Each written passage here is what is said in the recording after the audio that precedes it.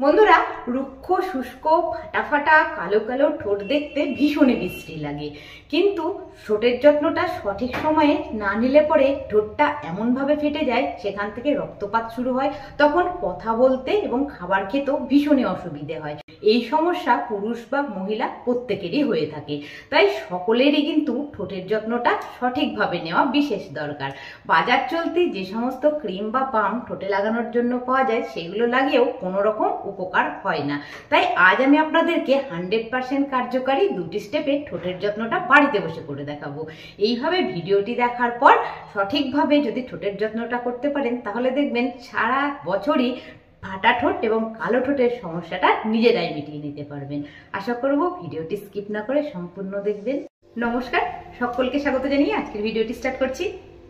ভিডিওটি সম্পূর্ণ দেখার পর ভিডিওর মধ্যে লাইক কমেন্ট শেয়ার করতে একদমই ভুললে চলবে না। চ্যানেলে নতুন বন্ধু এসে থাকলে চ্যানেলটিকে একটু সাবস্ক্রাইব করে নিয়ে পাশে থাকা বেল আইকনটিকে একটু প্রেস করে নেবেন।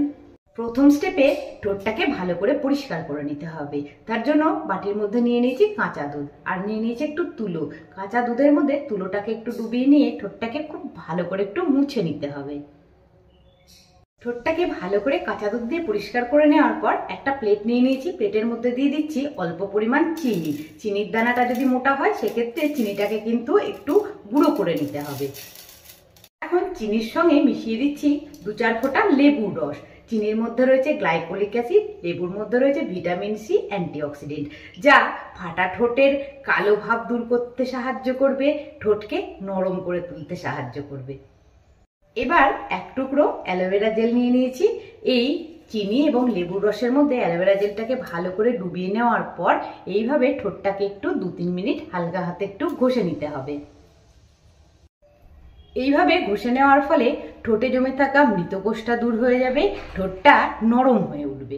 এবার চিনি আর অ্যালোভেরা জেল দিয়ে ঠোঁটটাকে একটু ঘষে নেওয়ার পর ঠোঁটের মধ্যে একটা প্যাক লাগাতে হবে। চলুন প্যাকটাকে একটু রেডি করে দেখাই।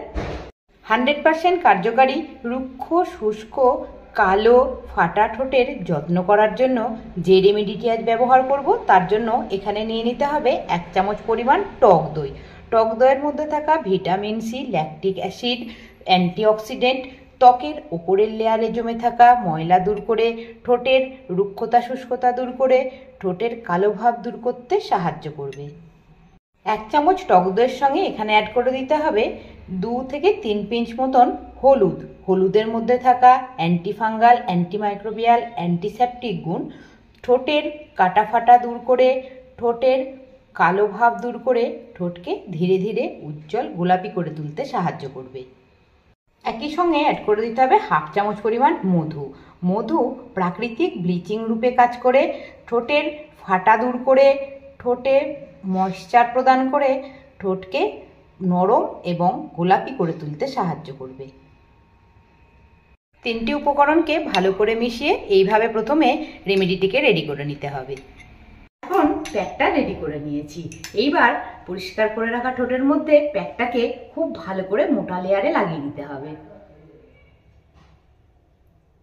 এখন প্যাকটাকে লাগিয়ে 10 মিনিট পর্যন্ত অপেক্ষা করতে হবে।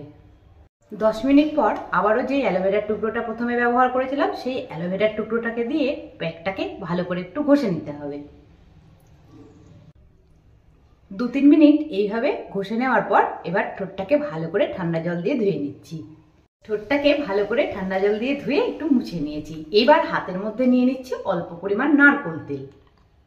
এবার পরিষ্কার করে রাখা ঠোঁটের মধ্যে নারকেল তেলটাকে খুব ভালো করে 2-3 মিনিট এইভাবে একটু মাসাজ করে নিতে হবে।